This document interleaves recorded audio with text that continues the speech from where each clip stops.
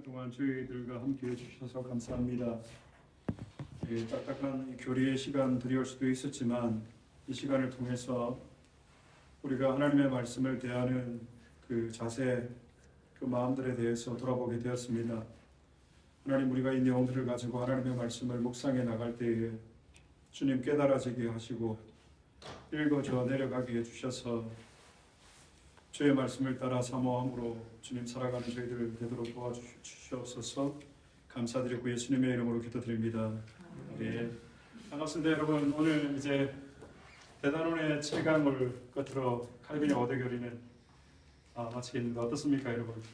생소한 내용이었다라는 생각이 들고요. 그래서 처음부터 여러분에게 많은 것들을 전달한다는 마음보다는 이런 내용들이 있다는 사실 정도만 어떻게 좀 여러분들이 듣고 배우게 되면 앞으로 이제 성경을 보는 데 있어서 적지 도움이 되지 않을까 그런 생각으로 시작을 했고요.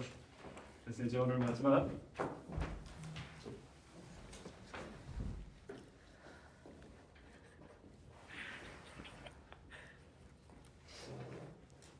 첫 번째가 이제 기억하십니까? 어떤 내용이 있었죠? 그러니까 우리의 어떤 신앙의 여정들을 한번 생각해 보면, 그러니까 전적 타락 교리가 있었죠. 그리고 또 뭐가 있었죠? 그러니까 전적 타락한 우리에게 필요한 것은 전적인 하나님의 은혜 외에는 이런 우리의 상태에서 구원받을 수 있는 길이 없거든요. 그래서 무조건적 선택 기억나십니까? 이 선택이라는 말은 예정이라는 말과 동일한 말이거든요. 그러니까 에베소서 1장 2장에 보면 창세전에 너희를 예정하사 이런 예정과 관련된 말씀이 많이 나오거든요. 뿐만이 아니라 구약에도 이 예정과 관련된 내용들이 많이 있죠. 그래서 무조건적 선택을 하시는데 이 복음의 능력과 실력에 대해서 우리가 조금 나누었던 거 기억하십니까? 복음의 그 능력은 온 인류를 구원할 만하지만 이 복음의 효력은 어떤 거죠? 제한적이다. 감사합니다. 그래서 이 한정적 속죄라고도 하고 제한적 속죄, 나중에 성경을 보면 이 내용이 한 번 더 나오는데요. 하나님께서 모두를 구원하실 수 있으시지만 특별히 하나님께서 예정하신 자들을 하나님께서 속죄하신다. 아담 한 사람으로 제가 들어왔듯이 예수 그리스도의 십자가의 공로로 모든 사람이 구원을 받는다. 여기서 모든 사람은 선택받은 사람들을 염두에 두고 하고 있다는 말씀을 여러분 기억해야 돼요. 그래서 우리가 이 모든 사람에게 이 선택이 주어진다면 사실 우리가 이 복음의 부르심 앞에 반응할 필요가 없잖아요. 왜냐하면 모든 사람이 다 선택되었기 때문에. 그러니까 성경은 그것을 이야기하지 않는다는 거예요. 근데 오늘 교회 안에서 알미니안들이 어떤 걸 얘기했죠? 예수님이 좀 더 도덕적이고 윤리적이면 세상이 이 복음, 이 교회에 대해서 더 쉽게 받아들이지 않겠는가. 그러니까 우리가 이 율법의 문을 좀 낮추자. 성경보다는 조금 윤리적이고 이성적이고 이제 그렇게 교회가 변화되어져 가면 교회가 부흥할 것 같지만 교회 생명력은 하나님의 말씀에 순종해 있는 것이거든요. 그리고 이런 제한적 속죄를 받은 사람에게 하나님께서 어떤 은혜를 베푸시죠? 거부할 수 있나요 우리가? 나 예수 믿기 싫어요 이렇게 할 수가 없다는 거죠. 그래서 불가항력적 은혜. 그래서 불가할 수 없다, 거부할 수 없다라는 거예요. 그리고 오늘 다섯 번째로 이제 성도의 견인입니다. 이게 전적 타락, 무조건적 선택, 제한적 속죄, 불가항력적 은혜, 성도의 견인은 우리의 구원의 여정과 관련되어 있는 거예요. 그러니까 우리 이 상태에 있었는데 우리를 예정하셔서 우리를 속죄하시고 속죄하시는 방법이 그분의 무조건적인 사랑, 그 은혜예요. 그러니까 우리의 의지가 포함되지 않았다는 거죠. 순수한 그분의 사랑, 그분의 은혜, 그분의 의지, 이것으로서 우리가 거부할 수 없는 은혜를 받은 사람들의 모습이 어땠는가, 이제 성도의 견인으로 넘어가도록 하겠습니다. 그래서 이런 내용들을 우리가 잘 기억을 했다가 우리가 설교를 들을 때나 말씀을 볼 때 여러분들에게 좀 도움이 있었으면 하고요. 먼저 지난주에 했던 내용 중에 교회의 표지, 기억나십니까, 여러분?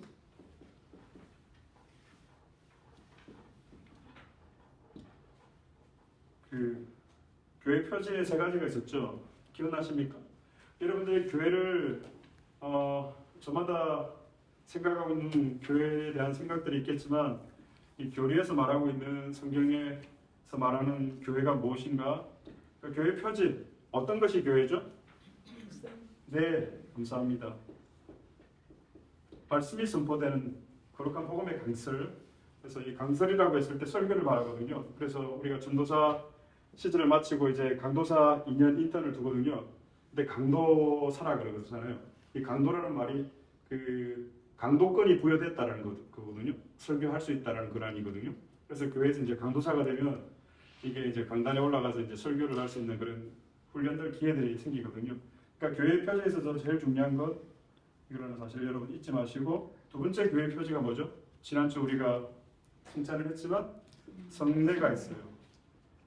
그러니까 교회 밖에서는 성례 자체가 이루어질 수가 없는 거예요. 그러니까 하나님께서 세우신 말씀의 종을 통해서 이런 거룩한 그리스도께서 제정하신 성례가 신실하게 시행되는 것, 이것이 교회의 표지라는 사실. 그리고 세 번째, 선한 것은 권하고 악한 것은 벌 준다, 그런 의미가 있는 건지. 네. 그래서 뭐 교회가 가지고 있는 7위권이라고 얘기를 하는데요.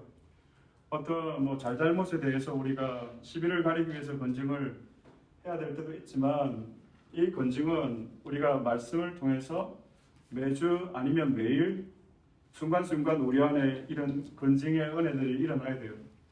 말씀을 통해서 성령께서 우리를 조명하시면 우리의 마음에 찔리잖아요. 내가 이렇게 살아서는 안 되는데, 산 소망을 붙들고 살아야 되는데 이 산 소망이 어디에서부터 시작되었다라는 것도 우리가 다시 한번 오늘 말씀을 통해서 부활로 말미암아 우리를 거듭나게 하사 산 소망이 있게 하셨다라고 했을 때 이 산 소망은 거듭남을 증거로 삼아서 그 거듭남은 그리스도의 부활의 공로로 말미암아서 일어나는 거듭남인데 이 거듭남의 그 결과가 무엇인가? 이 산 소망이다. 그러니까 우리에게 있는 소망은 어떤 것입니까? 그러니까 말씀을 들으면서 우리 안에 계속해서 이 성령께서 건증하는 역사들이 일어나야 돼요. 이 조명해 주셔야 돼요. 그러니까 이런 깨달음을 통해서 우리가 이제 리폼드 되어가는 거예요. 리폼, 폼 바뀌었다 이러잖아요. 그러니까 개혁 신앙이라는 것은 리폼이거든요. 그러니까 우리의 모습이 이렇게 변화되어가는 거. 그래서 교회 표지가 이 세 가지가 있다는 거 여러분들이 꼭 기억을 해주시고요. 그리고 지난주에 은혜의 표지를 또 우리가 나누는데 교회 표지랑 똑같아요. 교회가 어떻게 우리가 은혜를 받는가?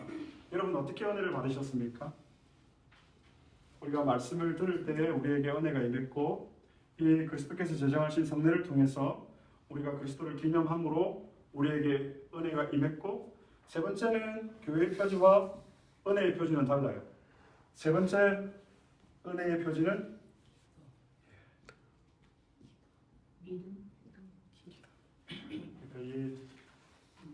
참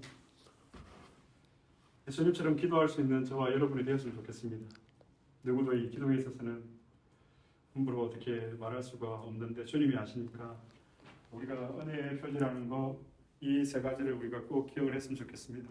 우리가 이런 부분들은 교회의 도움을 받고 지도를 받을 수 있지만 여러분 이 부분은 우리가 이제 스스로 결정을 하고 우리가 있어야 할 자리에 있어서 함께 기도하는 이 일들에 통해서 우리가 이 은혜들을 유지해 나갈 수 있기를 바랍니다.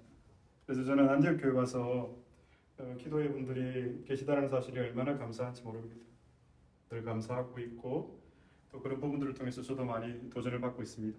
그러니까 교회 표지와 은혜의 표지는 어쩌면 신앙생활에 있어서 가장 기본적인 부분이 아닌가라는 생각을 해봅니다. 그래서 이런 부분에 있어서 우리가 어떤 차이나 이런 부분들이 있을 수 있지만 궁극적인 오류가 우리 안에 일어나서는 안 된다라는 사실. 그래서 이 은혜의 측면을 가지고 성령께서 우리를 부르시는 그 내적인 부르심, 그리고 그 부르심의 효과적인 외적인 부르심인 하나님의 말씀과 성례에 있다.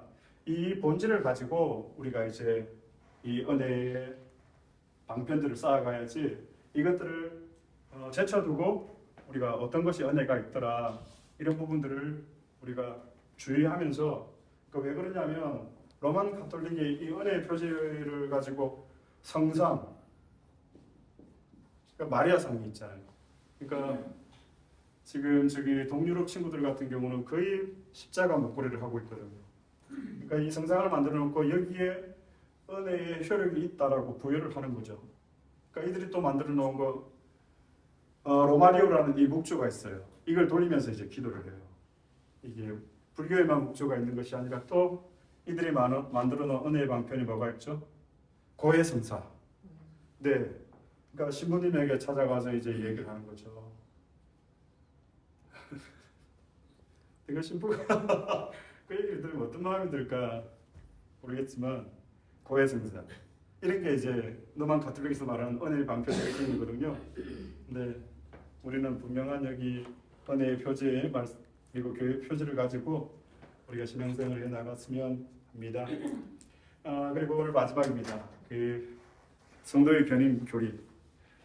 하나님은 교회의 품으로 허용하시는 자들을 자신의 인도하심과 보호하심하여 두신다. 하나님께 예정된 사람들은 이 견인이라는 말의 의미가 무엇인지 아십니까? 우리가 이 견인차를 생각할 수가 있는데 사실 저도 전도사 시절에는 이것이 그런 개념인 줄 알았어요. 사실 이 내용은 학교에서 가르쳐주지 않거든요. 그러니까 칼빈의 5대 교리 같은 경우는 신조는 어떻게 생겨났다라고요? 어떤 신학적인 논쟁이 있을 때에 그것에 대해서 교회가 해답을 제시한 거거든요. 그러니까 돌트레이티 1619년에 그 돌트레이티 신조가 나오게 된 배경이 누구 때문이죠? 아르미니우스라고도 하는데 그 사람들이 주장한 그 내용에 대해서 이제 반박하기 위해서 교회가 일치된 얘기를 한 것이 칼빈의 5대 교리거든요. 그래서 학교에서 잘 가르쳐 주지 않아요. 이것은 우리 사역자들이나 일반 성도들이 개인적으로 공부를 해야 되는 부분이거든요. 그래서 성도의 견인이라고 했을 때 저도 처음에는 이것이 견인차의 내용인 줄 알았어요.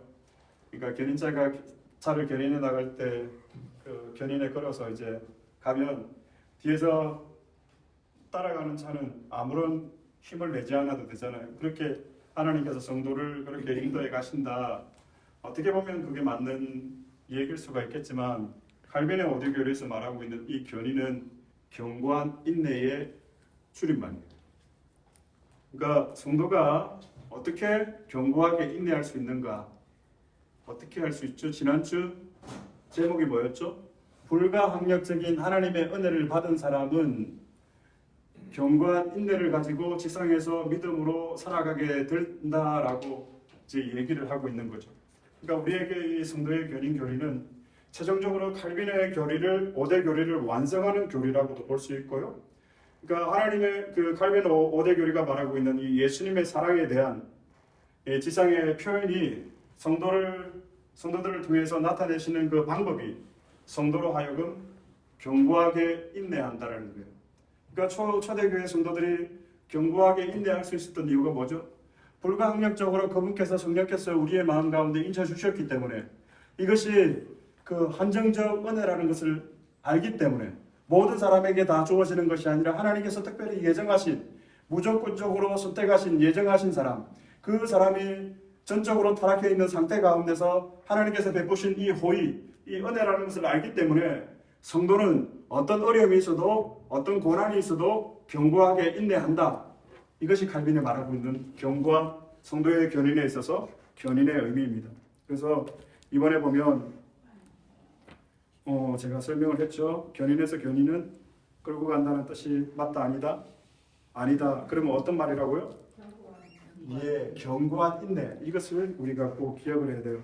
그래서 한 번 구원받은 사람이 구원의 자리에서 탈락할 수 있을까요? 없을까요? 절대로 없어요. 왜 그러냐면 예수님께서 우리에게 허락하신 그 죄용서는 영원한 것이기 때문에 예수님께서 우리를 위해서 값을 치르신 그 십자가의 은혜가 취소될 수 있을까요? 되지 않는다라는 거예요. 근데 이것이 취소된다는 것은 인간의 구원이 하나님에게서 기원을 두지 않고 사람에게 기원을 두면 이제 이런 의문이 물음이 생기기 시작하는 거예요. 그러니까 우리는 단순하게 우리의 구원뿐만이 아니라 우리가 받은 은혜, 이것의 기원이 어디에 있다고요? 하나님에게서부터 출발하는 거예요. 그러니까 이 시작이 너무나도 중요한 거예요. 이것이 이제 하나님이 아니고 내가 말씀을 보고 은혜 받았고 내가 열심히 봉사해서 은혜 받았고 내가 작전 기도해서 은혜 받았다 이렇게 되는 거죠. 근데 그것조차도 그 기원이 하나님에게서 있다라고 가르치는 것이 칼빈의 5대 교리의 핵심이에요, 여러분. 그래서 신자가 의심에 빠질 수가 있죠. 약해질 수도 있고 그리고 염려가 되기도 하고 그러나 신자는 결코 불신자로 돌아갈 수가 없는 것이고요. 그래서 구원이라는 것은 하나님께서 선택하신 하나님의 자녀를 버리지 아니하시고 잃어버리지 아니하시고 놓치지 아니하시는 것이 우리가 획득한 구원이라는 사실. 그렇기 때문에 우리가 이제 견고한 인내를 이루어낼 수가 있는 거예요. 그분이 우리에게 있어서 영원하시기 때문에 그 변치 않으시는 그 은혜가 우리에게 있기 때문에 우리가 견고하게 인내할 수 있는 것이지 내가 복음으로 살아야 되겠다, 내가 어떤 환난이 있어도 복음을 지켜야 되겠다라고 하는 그런 사람의 의지, 사람의 결단, 여러분 이것은 너무나도 가변적인 거예요. 그러니까 우리가 이솝이란데 그 한국 전래동화에 보면 그 썩은 동아줄 있잖아요. 사자가 떡 하나 주면 안 잡아먹지? 그래서 이제 줄을 내려준 그게 썩은 동아줄. 맞는지 모르겠는데 아무튼 얘들은 하시겠죠. 무슨 말을 제가 하려는지. 그러니까 세상의 것은 그래요.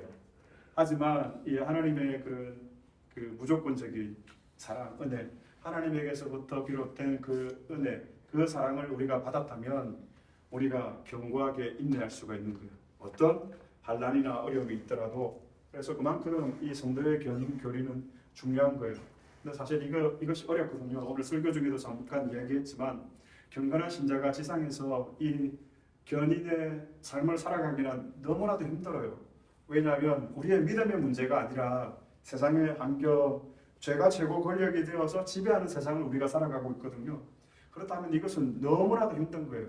그러면서 말씀을 통해서 우리가 기억해야 할 것은 그럼에도 우리에게 이 견고한 인내가 주어지는 것은 그분의 불가항력적인 은혜에서부터 시작되는 거예요.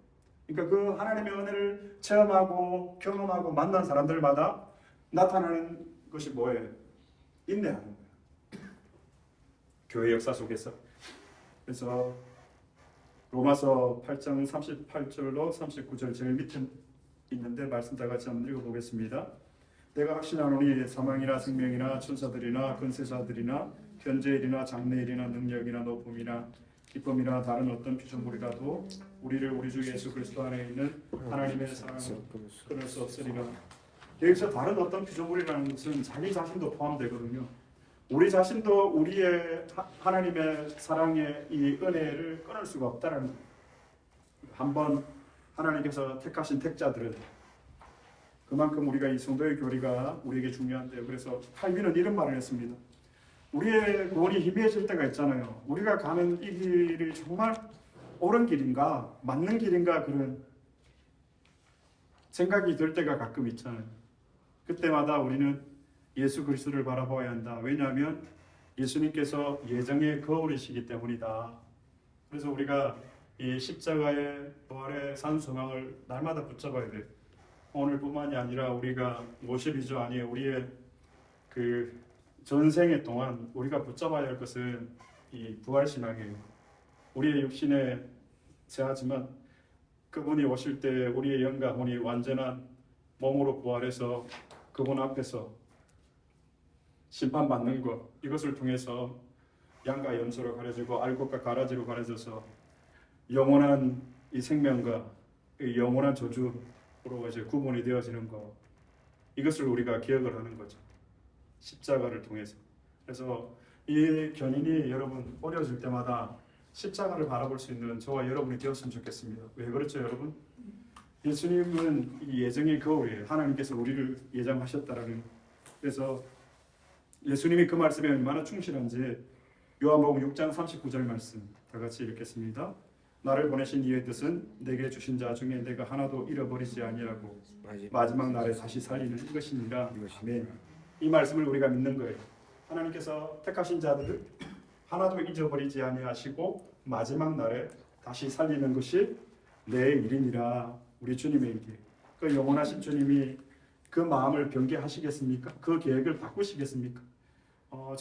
저도 폴리카비 86세에 순교를 당하면서 서머나교회 감독이 그분이 86년 동안 그분이 한 번도 나를 모른다고 하지 않았는데 내가 어떻게 그분을 모른다고 할 수 있겠나라고 하고 로마 군병들에게 물과 마실 것을 주고 이제 순교를 당하죠. 하영으로. 그러니까 우리에게 동일한 그런 고백이 있었으면 좋겠습니다. 하나님께서 51년 동안 저를 모른다 하지 않았는데 내가 어떻게 그분을 모른다고 부인할 수 있겠습니까? 더 많은 시간 동안 이 하나님의 은혜, 사랑을 경험하신 분들은 더 그렇겠죠. 그러니까 우리에게 이것이 사라질 때마다 우리가 그리스도를 바라봄으로써 더욱더 견고하게 인내해야 된다는 사실. 성도의 견인에서 이 성도의 의미, 성도는 우리가 잘 아는 말이지만 거룩한 사람이라는 뜻이거든요. 고린도전서 1장 2절 말씀 지난주에 나누는 거 한 번 더 나오는데 다 같이 공독해 보겠습니다. 고린도에 있는 하나님의 교회 곧 그리스도 예수 안에서 거룩하여지고 성도라 부르심을 받은 자들과 또 각처에서 우리의 주 곧 그들과 우리의 주 되신 예수 그리스도의 이름을 부르는 모든 자들에게.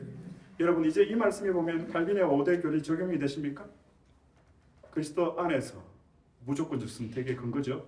거룩하여지고 성도라 부르심을 받은 자들, 성도라 부르심을 받은 자들 제한적이거든요. 한정적 속죄에 해당하는 겁니다.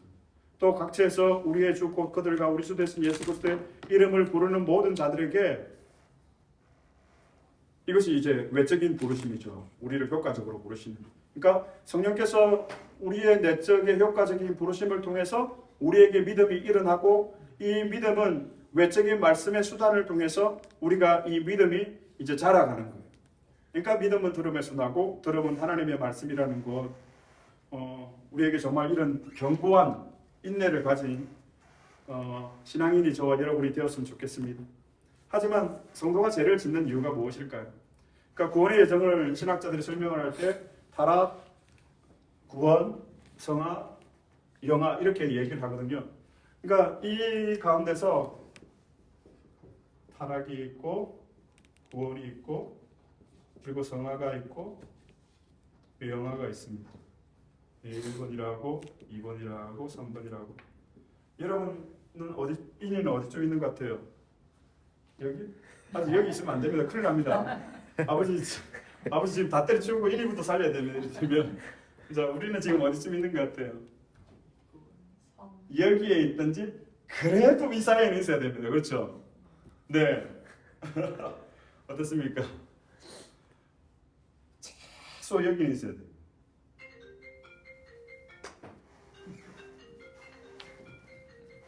그래서 우리가 이 죄를 짓는 이유가 무엇일까요, 여러분?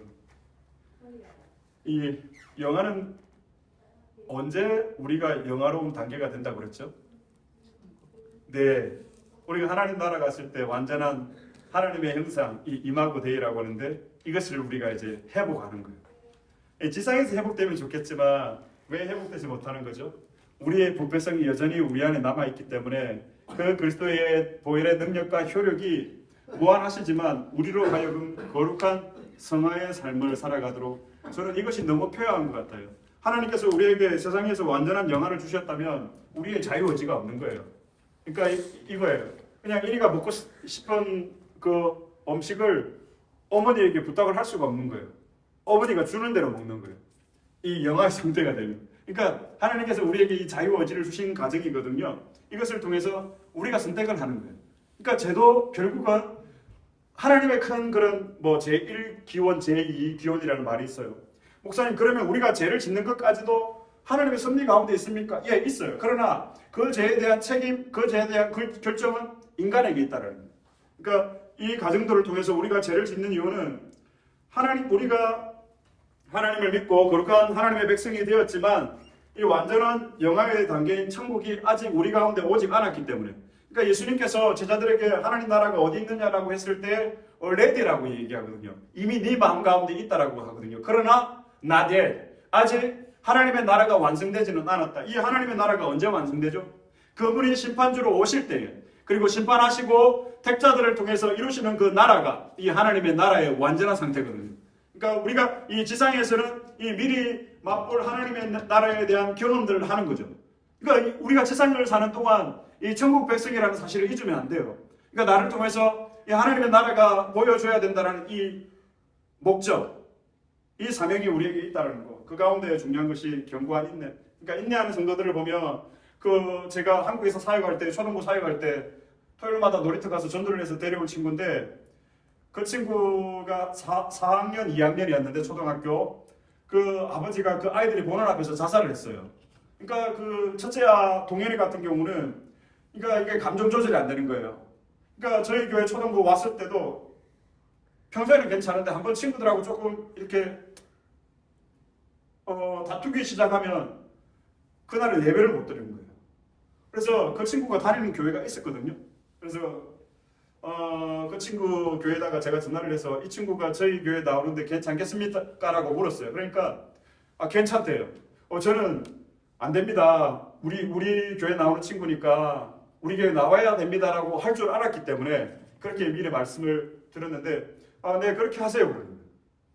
그래서 이 교회에서도 이 친구에 대해서 어떻게 이렇게 돌봄이 케어가 되지 않았던 것 같아요. 근데 그 선생님이 있는데 그 선생님이 정말 제가 볼 때 훌륭하신 선생님이셨어요. 여선생님인데 그러니까 제가 물었어요. 선생님 힘드시면 이 친구 전에 다니는 교회 선생님 오라고 해서 다시 보낼까요? 하니까 이 선생님이 환하게 웃으시면서 그때 제가 전도사인가 강도사인가 강사님 저는 우리 동현이가 너무 좋아요 그러는 거예요.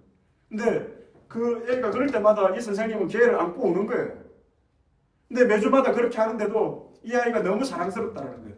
그 마음이 어디서 시작되겠어요? 다른 부장 선생님도 그렇고 선생님 그 애 그냥 저쪽 원래 다니는 교회 보내면 어떨까? 다른 아이들이 예배를 못 드린답니다. 이런 얘기가 나왔거든요. 근데 그 선생님은 강도사님 저는 동현이가 너무 좋아요 그러는 거예요. 그 아이를 안고 그 아이가 울면 같이 안고 우는 거예요. 예배 시간 내내. 이것을 뭐 한두 번 하는 것이 아니라 몇 년 동안 그 아이를 계속 케어하는 거예요. 그리고 저는 이제 다른 교회로 사역지를 옮겼는데 이 선생님의 인내가 어디서 나오는 걸까요, 여러분? 이 불가항력적인 하나님의 은혜를 체험한 사람에게서 나오는 그런 인내가 아닐까? 그래서 인간이 죄를 짓는 이유는 우리가 하나님의 구원으로 우리가 천국 백성이 되었지만 아직까지 하나님의 나라가 완전히 완성되지 않았기 때문에 우리가 죄를 짓는 거예요. 그럼에도 불구하고 우리는 이 거룩한 이 성화를 이루어가야 한다는 사실을 우리가 꼭 기억을 하시기를 바랍니다. 그래서 성도의 견인 교리에서 견인의 의미, 견고한 인내라고 말씀을 드렸고 성도가 견고히 인내할 수 있는 이유는 무엇 때문이죠? 하나님의 선하심과 인자하심. 하나님의 선하심이라고 했을 때 우리가 기억해야 할 것은 하나님의 선하심이라는 것은 구약에 나오는 하나님의 아버지 되심이에요. 이 아버지 되심은 어떤 사상 안의 핵심이죠? 언약 사상의 핵심이에요. 그러니까 구약에 나오는 모든 언약의 중심에 하나님이 나의 아버지가 되신다 이 사상이 있는 거예요. 그러니까 하나님이 선하신다라고 했을 때 그분이 나의 아버지가 되신다라고 우리가 성경을 해석을 하면 돼요. 그러니까 하나님이 우리에게 선하시잖아요. 어떻게 선하신대요? 그분이 나의 아버지가 되신다는 거예요. 그 아버지가 누구시죠? 말씀으로 온 천지를 창조하신 그분, 지금도 통치하시고 섭리해 가시는 그분이 나의 아버지가 된다는 거예요. 이 하나님의 선하심, 하나님의 인자하심은 그분의 사랑이에요. 그분의 사랑이 어떻게 완성이 되었죠? 예수 그리스도의 십자가 사랑으로. 그래서 로마서 8장 30절 말씀 다 같이 봉독하시겠습니다. 또 미리 정하신 그들을 또한 부르시고 부르신 그들을 또한 어렵다 하시고 어렵다 하신 그들을 또한 영어롭게 하셨느니라.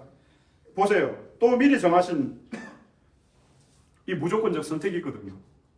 이거 그들을 부르시고 그들을 부르셨다는 게 한정적 속죄예요. 부르신 그들을 또한 어렵다 하시고, 그러니까 내가 어렵게 되고 싶다라고 어렵게 된 것이 아니라 그분께서 우리를 어렵게 하신 거예요. 이 불가항력적인, 나 거부할 수 없는. 그러니까 나는 그렇게 거룩하게 변화될 수가 없고 변화되고 싶지도 않은데 하나님께서 우리를 그렇게 불가항력적으로 성화시켜 나가는 거예요. 그래서 이번에 성도의 견인 교리를 적용을 해보면 우리가 이 자기 교만, 자기 만족에 빠져서는 안 되고요. 그리고 교회 공동체의 중요성을 우리가 기억을 해야 되면서 다른 우리의 성도들의 견인을 위해서 그들의 인내하고 견고하게 믿음을 지켜나갈 수 있도록 우리가 더 많이 노력하고 더 많이 도와야 할 것입니다. 마지막으로 이 칼빈 5대 교리를 마치면서 제가 이렇게 정리해 보았습니다. 겸손하라, 사랑하라, 기뻐하라. 여러분들은 이 칼빈의 5대 교리를 통해서 어떤 내용들을 깨달았는지 모르겠습니다. 자, 이 내용들은 제가 계속해서 말씀 중에나 이렇게 반복하거나 또 이 내용들을 가지고 다시 이야기할 때가 있을 거예요. 그때마다 여러분들이 한 번 더 배웠던 내용들을 확인하시고 그리고 후반기에 가면 사도신경이나 주기도문 내용 강해들을 계획을 하고 있는데 그 내용에 이 칼빈의 5대 교리가 다 포함되어 있어요.